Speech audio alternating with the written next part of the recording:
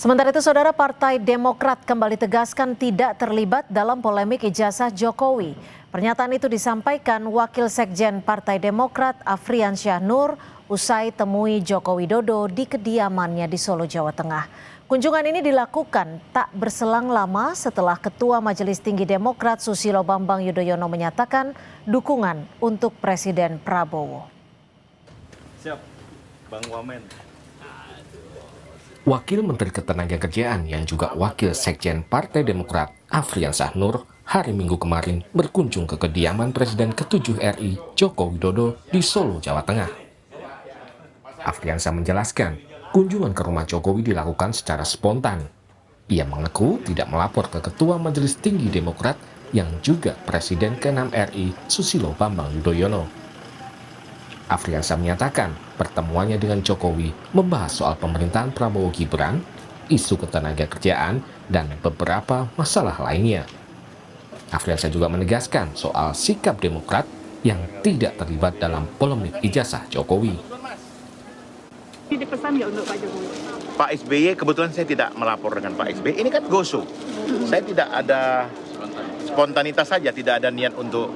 Tadi malam saya satu bangku sama Pak SBY. Jadi saya hanya spontanitas dan saya tidak tidak lapor Pak SBY bahwa saya ini. Jadi kalau soal ijazah itu ya saya tidak menyinggung sama sekali dan Pak Jokowi juga tidak menyinggung.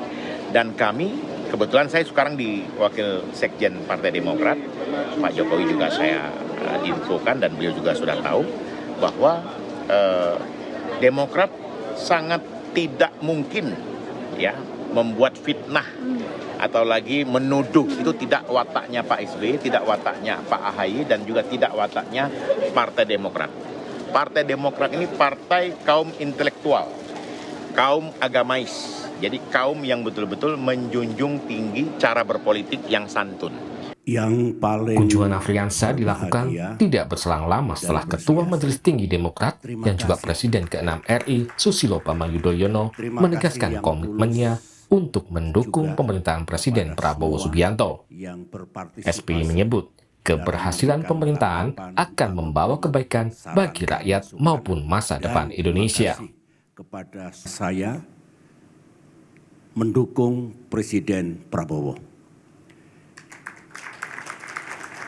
Saya memberikan endorsement kepada Pak Prabowo, my classmate, pada pemilu tahun 2024 yang lalu. Saya bahkan ikut berkampanye for him. Mengapa? Dan saya tetap memberikan pandangan-pandangan yang jernih kepada beliau hingga saat ini karena kita ingin Presiden kita sukses.